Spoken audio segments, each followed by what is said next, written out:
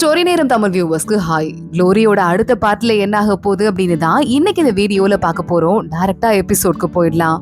ஜென்லாய் ஷென்பாவோட கையை பிடிச்சிட்டு அவளை எங்கேயுமே விட மாட்டான். ஷென்பா பாக்குறா, உனக்கு உடம்பு சரியாகிற வரைய எங்கேயும் நான் போறது இல்ல, சாப்பாடு எடுக்க தான் போறேன், வெயிட் பண்ணு அப்படின்னு சொல்லிட்டு சாப்பாடு கொண்டு வந்து ஜென்லாய்க்கு ஊட்டி விட்டுட்டு இருக்கா. இது என்ன ஃபேமிலி மேட்ரு, இந்த கதையை என்கிட்ட சொல்லு அப்படின்னு ஷென்பா கேக்குறா. ஜென்லாய் கதையை சொல்ல ஆரம்பிக்கிறான். பிளாஷ்பேக் நமக்கு காட்டுறாங்க. ஜென்லாயோட அப்பாக்கு வேற ஒரு லேடியை தான் கல்யாணம் பண்ணி வச்சிருக்காங்க. அந்த லேடி கூட வேலைக்கார அம்மாவா தான் நம்ம ஜின்லாயோட அம்மா வந்திருக்காங்க. அந்த லேடி கூட சின்ன வயசுல இருந்தே 5 வயசுல இருக்கும் போதே ஜின்லாயோட அம்மா கூட சேர்ந்து ஒரு ஃப்ரெண்டா வேலைக்கார லேடியா வளர ஆரம்பிக்கிறாங்க. கல்யாணம் பண்ணி வரும்போது அந்த லேடி கூட ஜின்லாயோட அம்மாவும் வந்திருக்காங்க.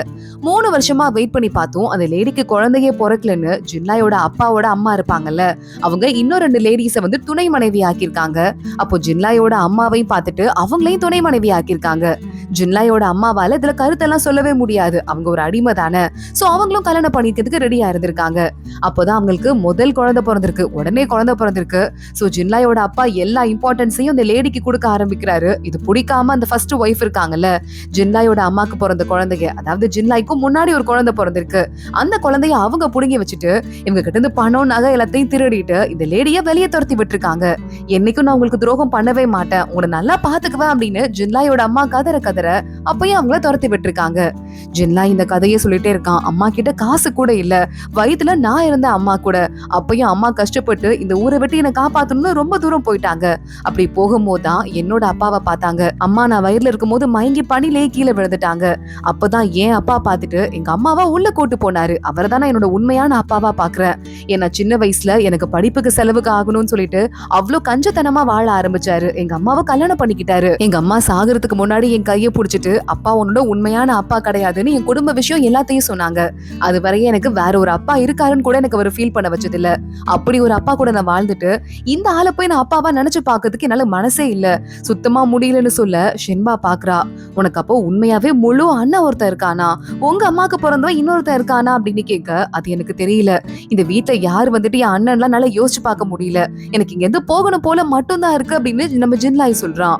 நீ யாருந்தா என்ன என்ன சொல்லுவ, போயிட்டு என் அண்ணன் கூட பேசு, அப்பான்னு கூப்பிடுன்னு சொல்லுவியான்னு கேட்க, அது உன் வாழ்க்கை, இத பண்ணு அதை பண்ணு நான் உன்ன ஃபோர்ஸ் பண்ண மாட்டேன், என்ன தோணுதோ அதை பண்ணலாம், ஆனா உடம்புல கொஞ்சம் ஸ்ட்ரென்த் ஏத்திக்கோ, புரியுதா, உங்க அப்பா எதேதோ ஃப்ராடு வேலையெல்லாம் பண்ணி உன்ன சாப்பிட வைக்கணுங்கிறதுக்காக என்ன கூட்டு வந்திருக்காருங்க, நானும் சும்மா விட மாட்டேன், என்ன இங்க கூட்டு வந்து எவ்வளவு பெரிய தப்பு பண்ணிட்டாருங்கிறத அவருக்கு ப்ரூவ் பண்ணாம போக முடியுமா அப்படின்னு ஷென்பா கேக்குறா.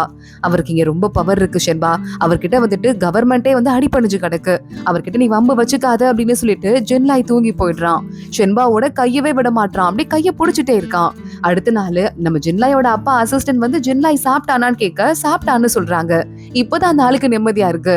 வர வேண்டிய ஆள் வந்ததும் தான் சாப்பிட்டிருக்கான், நைட்டு ஃபுல்லா கூடவே இருந்திருக்காங்க அப்படின்னு அவன் அங்க உள்ள போய் பாக்கலான்னு பாக்க ஜின்லாய் நல்லா கெத்தா ட்ரெஸ் எல்லாம் பண்ணிட்டு வெளியே வந்து நிக்கிறான். நேத்து நைட்டு ஃபுல்லா ஷென்பா என்ன பாத்துக்கிட்டாங்க, அவங்க 2 பேரும் எப்படி ஒரே ரூம்ல டெய்லி தங்க முடியுமான்னு ஜின்லாய் கேட்க, சைடு ரூம் நான் அவங்களுக்கு ப்ரிப்பேர் பண்றேன் அப்படின்னு அசிஸ்டன்ட் சொல்றான். சைடு ரூம்க்கு நான் போயிடுறேன், ஷென்பா இந்த மெயின் ரூம்ல இருப்பாங்க, அது மட்டும் இல்லாம என்னோட அண்ணன் இங்க இருக்கான்ல, அவனை பாக்குறதுக்கு நான் போகணும்னு சொல்ல, கூடவே நானும் வரேன் அப்படின்னு அவனும் கிளம்பி போயிட்டு இருக்கான். ஜின்லாய் நேரா அவங்க அண்ணா இருக்கிற ரூம்குள்ள போயிடுறான். அவங்க அண்ணா பேரு ஷூயூ. ஷூயூக்கு குளிர்னா ஆகாது போல, நல்லா பகல்லையே வந்துட்டு அவ்வளவு விறகு கட்டையெல்லாம் வச்சு கறி துண்டெல்லாம் எரிய வச்சு அப்பயும் பெரிய போர்வையெல்லாம் போத்திட்டு வீட்டுக்குள்ளேயே உட்காந்துட்டு இருக்கான். ஜின்லாய் பாக்குறான், அண்ணன் எப்படி இருப்பான்னு நினைச்சானோ அந்த மாதிரி இவன் இல்ல. சோ அதனால ஜின்லாய்க்கு ஒரு மாதிரி வருத்தமா இருக்கு. அண்ணா உங்களுக்கு உடம்பு முடியலையா அப்படின்னு கைய பிடிக்க, ஜின்லாய் அண்ணன்னு சொன்னதும் அந்த பையனுக்கு ஒரு மாதிரி ஷாக்கிங்கா இருக்கு. அப்போ ஜின்லாயோட அப்பா அசிஸ்டன்ட் போகாம அங்கேயே நிக்கிறான். ஜின்லாய் இங்க இருந்து கிளம்பி போ அப்படின்னு திட்டி அவனை வெளியே தள்ளிடுறான். அண்ணா உங்ககிட்ட ஒரு உண்மையை சொல்லவா, நீங்களும் நானும் ஒரே அப்படின்னு சொல்ல வர அந்த அண்ணன் ஷூயூ ஓவரா இரும ஆரம்பிக்கிறான். ஜின்லாய் பாக்குறான், யாரோ ஒருத்தங்க சின்ன ஸ்லாபுக்கு பின்னாடி மறைஞ்சிருந்து பாத்துட்டே இருக்காங்க அப்படின்னு சொல்லிட்டு, ஆனா நான் போயிட்டு அப்புறம் வரேன்னா பாக்கலாம் அப்படின்னு ஜின்லாய் அங்க இருந்து கிளம்பிடுறான். இதோ உனக்கு சந்தேகம் நிறைய இருந்துட்டே இருக்கு. அப்போ அந்த அண்ணன் கிட்ட அவனோட துணை மனைவி வரா, அவதான் ஒளிஞ்சிருந்து பாத்துட்டு இருந்தா போல, போயிட்டு அவளை கூப்பிடு அப்படின்னு சொல்லிட்டு இந்த ஷூயூ சொல்லி விட்டுட்டு இருக்கான். உடனே பார்த்தா நம்ம ஷென்பா கிட்ட கூட ஒரு லேடி வந்து பேசினால கூட்டு வரதுக்காக, அந்த பொண்ணை கூப்பிடுறாங்க. அந்த பொண்ணு தான் அந்த ஷூயூவோட அண்ணனோட ஃபர்ஸ்ட் ஒய்ஃப் போல. கூப்பிட்டதும் அவளே நடுங்குறா, அவ குழந்தைங்க எல்லாம் பயந்து நடுங்குறாங்க. அந்த பொண்ணு நேரா கிளம்பி உள்ள ரூம்குள்ள போனதும் ஷூயூ அவளை அடிக்க ஆரம்பிக்கிறான். நல்லா தலையிலேயே அடிச்சவளுக்கு ரத்தம் எல்லாம் வர ஆரம்பிக்குது. எவ்வளவு தைரியம் இருந்தா என்ன ரீப்ளேஸ் பண்றதுக்கு தான் அப்பா அவனை கூப்பிட்டு, அப்படி தெரிஞ்சும் அவனை போய் கூட்டு வந்திருப்ப, என்ன சாவடிக்க பாக்குறியா அப்படின்னு கேட்க, இல்ல நான் அப்படிலாம் பண்ணலன்னு அந்த பொண்ணு அழுதுட்டு இருக்கா. தூக்கி நல்லா பந்தாடிக்கிட்டு இருக்கான் அந்த ஷூயூ. அப்ப அந்த குழந்தைங்க வந்துட்டு, அப்பா நீ மனுஷனே இல்ல, நீ மான்ஸ்டர் அப்படின்னு அழ ஆரம்பிக்கிறாங்க. ஷூயுக்கு இப்பதான் புத்தி வருது. இல்லடா செல்லம், அம்மா தான் என்கிட்ட சண்டை போட்டா அப்படின்னு ஏதேதோ சமாளிக்க ஆரம்பிக்கிறான். அப்ப அந்த துணை மனைவி இருக்கால, நீங்க டென்ஷன் ஆகாதீங்க, எதுவா இருந்தாலும் பாத்துக்கலாம், கவலைப்படாதீங்க அப்படின்னு சொல்லிட்டு ஆறுதல் சொல்லிக்கிட்டு இருக்கா. ஷூயுவோட ஃபர்ஸ்ட் ஒய்ஃப்க்கு வேலைக்கார பொண்ணு அழுதுகிட்டே மருந்து போட்டுட்டு இருக்கா. இன்னும் எத்தனை காலம் தான் இந்த கஷ்டத்தெல்லாம் நீங்க தாங்கிக்க போறீங்க அப்படின்னு. இல்ல, நான் ஷென்பாவை பார்க்க போகணும், எனக்கு மேக்கப் போட்டு விடு, ரத்த காயத்தெல்லாம் மறைச்சு விடுன்னு சொல்ல அதே மாதிரியே வேலைக்கார பொண்ணும் பண்ணிட்டு இருக்கா. ஷென்பா இந்த வீட்டோட லேடி, அதாவது இப்ப இந்த ஜின்லாயோட அப்பாவோட இப்போ ஒய்ஃப் இருப்பாங்கல்ல, அவங்கள பாக்குறதுக்கு கிளம்பி வந்துட்டு இருக்கா. வீடு பெருசா நம்ம வீடு மாதிரியே இருக்கு, ஆனா உயிரே இல்லைன்னு ஷென்பா சொல்ல, பாட்டி என்னதான் ஸ்ட்ரிக்டா இருந்தா கூட நம்ம வீட்டுல சிரிப்பு சத்தம் எப்போதுமே இருக்கும், இங்க ஆனா அப்படி இல்லைன்னு வேலைக்கார பொண்ணு சொல்றா. இவ போகும்போதே ஆப்போசிட்ல பார்த்தா ஷூயோட ஒய்ஃபும் வந்துடுறா. வாங்க வாங்க போலாம், நான் உங்களை கூட்டு போறதுக்காக தான் வந்திருக்கேன் அப்படின்னு அந்த லேடி கிட்ட கூட்டு போறாங்க. அதாவது இந்த வீட்டோட ஹெட் லேடி கிட்ட. என்னம்மா, உன்னை பார்த்ததுல ரொம்ப சந்தோஷம் தான், ஆனா நீ வந்துட்டு கொஞ்சம் கூட சரியே கிடையாதுமா. ஜின்லாய் உன்னை லவ் பண்றானா, இந்த வீட்டுக்கு நீ மருமகளா வரப்போற, அப்படி இருக்கும்போது நீ பார்த்து பத்திரமா இருக்கணும்.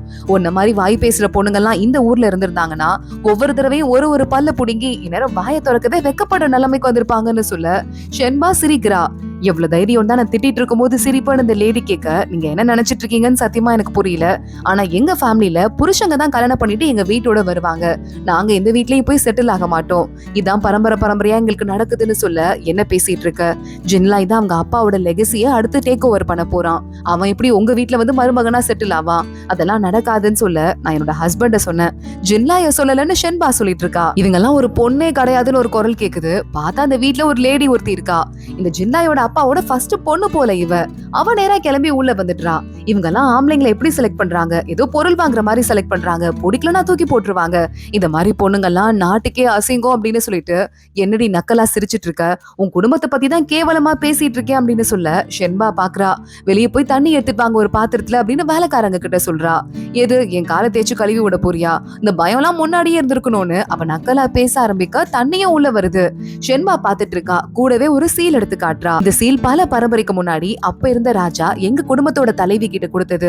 எங்க குடும்பத்துல நாங்க பரம்பரையா லேடி தான் குடும்பத்தை முன்னெடுத்துட்டு வரணும்னு சொல்லிட்டு ஃபாலோ பண்ணிட்டு இருக்கோம்.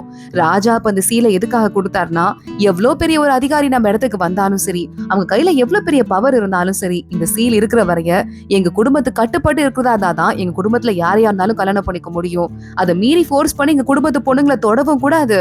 எங்க குடும்பத்து பொண்ணுங்களை பத்தி கேவலமா பேசினா அவங்களுக்கு மரண தண்டனை கொடுக்கறதுக்கு கூட உரிமை இருக்குன்னு சொல்லிதான் இந்த சீலை கொடுத்தாரு. நாங்க கேபிட்டல் சிட்டிக்கு அதிகம் வரலங்கிறதால இந்த சீலை பத்தி பொதுவா தெரியாது, வேற ராஜா கிட்ட விசாரிச்சுக்கோ, இப்போ உனக்கு தண்டனை கொடுக்க வேண்டியது ஏன் கடமைன்னு சொல்ல என்னை காப்பாத்துங்க அப்படின்னு சொல்லிட்டு இந்த ஜின்லாய் வீட்டு லேடி கால போய் இந்த பொண்ணு விழுந்துட்டு இருக்கா. நான் என்னமா பண்ண முடியும், நீ பேசினதுக்கு என்னால ஒண்ணும் பண்ண முடியாதுன்னு அவங்க என்ன பண்றாங்க, நேரா வந்து விழுந்து கும்பிடுறாங்க ஷென்பா முன்னாடி. அந்த சீலுக்கு மரியாதை கொடுத்து நானும் விழுந்து கும்பிடுறேன் அப்படின்னு. ஷென்பா அவங்களை தூக்கி விட்டுட்டு, நீங்க எந்த தப்பும் பண்ணல, சோ நீங்க விழுந்து கும்பிட வேண்டாம், யாருக்கும் ஒண்ணுமோ அவங்களுக்கு தண்டனை இருக்குன்னு தண்ணி கொண்டு வர சொன்னால அந்த லேடி மூஞ்சிலே ஊதி அவமானப்படுத்திடுறா. அந்த லேடி கதறி அழுதுட்டு இருக்கா. நேரா ஜின்லாயோட அப்பா கிட்ட போயிடுறா. அப்பா, என்ன நடந்தது பாத்தீங்களா, ரொம்ப அநியாயம் நடந்துட்டு இருக்குப்பா, என் முகத்திலே தண்ணியை ஊத்திட்டா, ஜின்லாயை மட்டும் நீங்க வந்து அடுத்த வாரிசா நியமிச்சீங்கன்னா அப்போ என்னெல்லாம் நடக்கும் கொஞ்சம் யோசிச்சு பாத்துக்கோங்க அப்படின்னு சொல்லிட்டு, அது மட்டும் இல்லாம உங்க பையன் இருக்கான்ல, அதான் உடம்பு முடியாம ஓரமா உட்காந்துட்டு இருக்கானே, அந்த பையன் கூட ஜின்லாய பார்த்து பேசியிருக்கான், அவன் என்னப்பா நினைச்சிருப்பான், என்ன நடக்க போகுது அப்படின்னு சொல்லிட்டு அவங்க அப்பாவை கண்ணா பின்னான்னு ஏத்தி விடுறா. அவங்க இருந்து கிளம்பும் போது ஷூயுவை பாக்குறதுக்காக நிறைய ஆளுங்களை உள்ள அனுப்புறான் ஜின்லாயோட அப்பா. உடனே இந்த பொண்ணு எனக்கு ஜாலி, நல்லா மாட்டிக்கிட்டோம் அப்படின்னு சிரிச்சுக்கிட்டே எங்க இருந்து வெக்கமே இல்லாம போயிட்டு இருக்கா. இங்க ஷூயுவை ஜின்லாயோட அப்பாவோட ஆளுங்க பார்த்து, எவ்வளவு தைரியம் இருந்தா உங்க தம்பியை கூப்பிட்டு பேசியிருப்பீங்க, என்ன நினைச்சிட்டு இருக்கீங்க, உங்களுக்கு எல்லா பொறுப்பும் வரும்னு நினைச்சிட்டு இருக்கீங்களா, அதெல்லாம் எதுவும் வராது, மண்டி போட்டுருங்க இங்கே, அதான் உங்களுக்கு தண்டனைன்னு சொல்ல, எனக்கு கால் முடியாதுன்னு தெரிஞ்சும் எதுக்காக நான் வெளியே மண்டி போடணும், எனக்கு குளிருது, நான் எதுக்காகவும் போட்டி போடல, பொறாமையும் எனக்கு இல்ல அப்படின்னு ஷூயு சொல்லிட்டு இருக்கான்.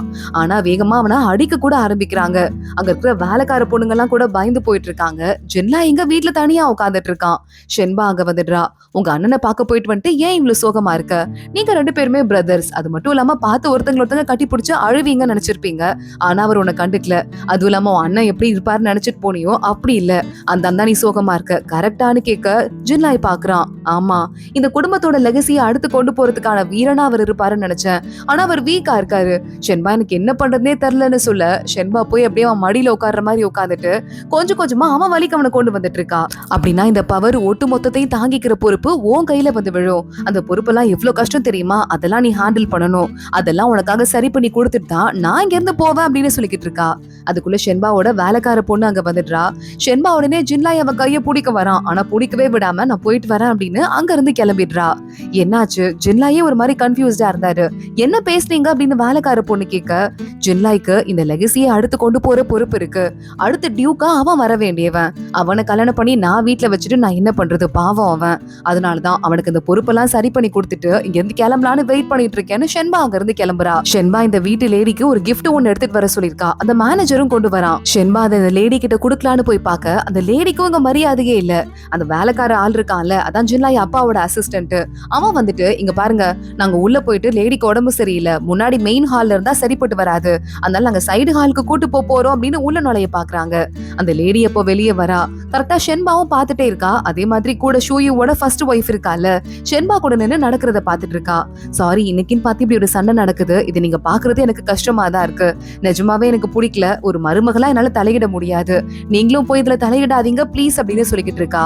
என்ன நினைச்சிட்டு இருக்கீங்க, ஜின்லாயோட அப்பா என்ன நினைச்சிட்டு இருக்கான், எங்க நான் இங்கேயே செத்து போயிட்டா அவனுக்கு துரதிருஷ்டம் வந்துரும், என்ன இங்க இருந்து துரத்த பாக்குறானா, ஒழுங்கு மரியாதையா இங்க இருந்து போயிடு, இல்லனா அந்த ஆள நேரா இங்க வர சொல்லு அப்படின்னு கத்த ஆரம்பிக்கிறா.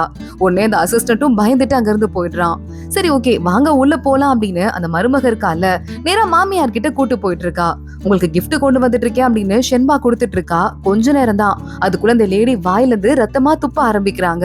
அவங்களுக்கு கூட்டு போய் டாக்டர் ட்ரீட்மெண்ட் பார்க்க ஆரம்பிக்கிறாங்க. கிளம்பிடலாமா, வாங்க போலாம், அப்புறம் வரலாம் அப்படின்னு சொல்லிட்டு ஷென்பா கிட்ட அந்த மருமக சொல்லிட்டு இருக்கா.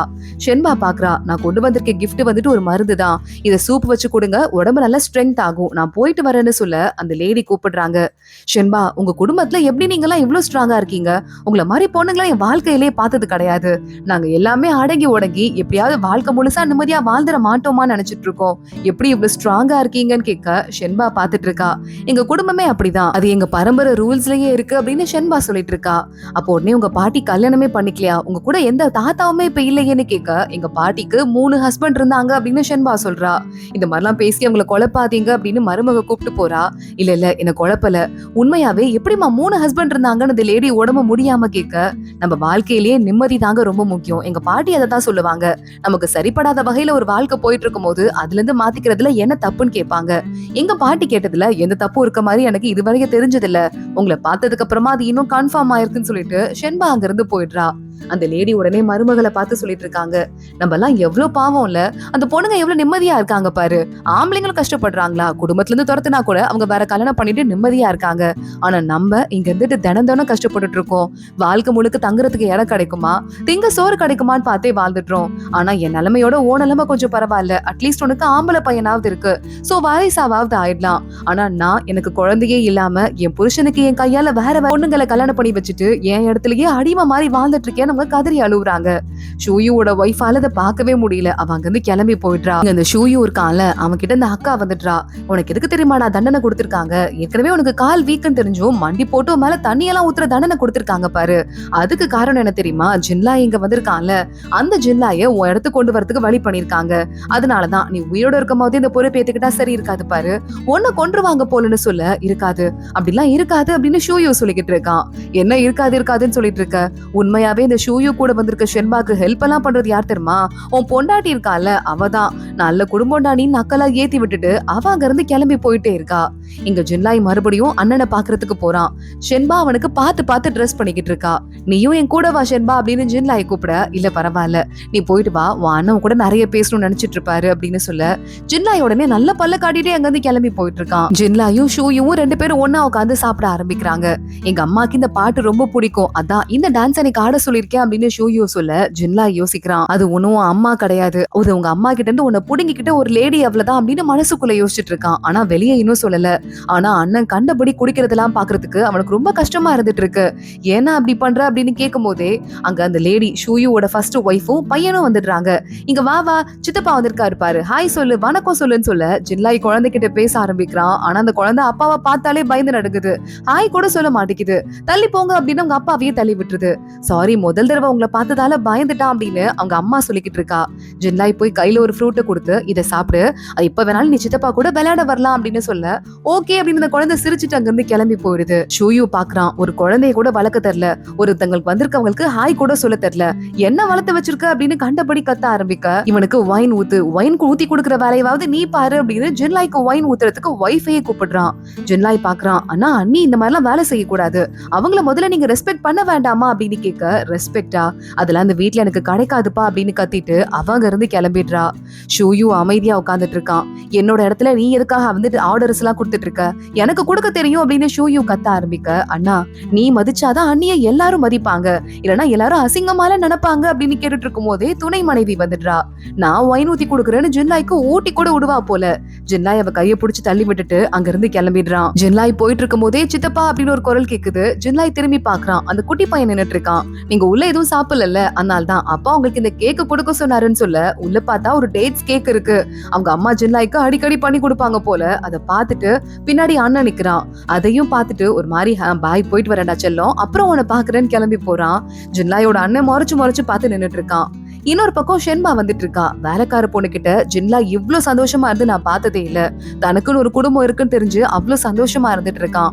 இந்த சந்தோஷம் நிலைக்கும் எனக்கு தோணல, ஆனா கொஞ்ச நாளைக்காவது அவன் சந்தோஷமா இருக்கட்டும்னு சொல்லிக்கிட்டு இருக்கும் போதே யாரோ அழற சத்தம் கேக்குது. பார்த்தா அந்த ஷூயோட ஃபர்ஸ்ட் ஒய்ஃப் இருக்கான்ல, அவதான் அழுதுட்டு இருக்கா. என்னங்க ஆச்சு அப்படின்னு சொல்லிட்டு கேட்டு அவங்க கூட தனியா பேச ஆரம்பிக்கிறா அவ.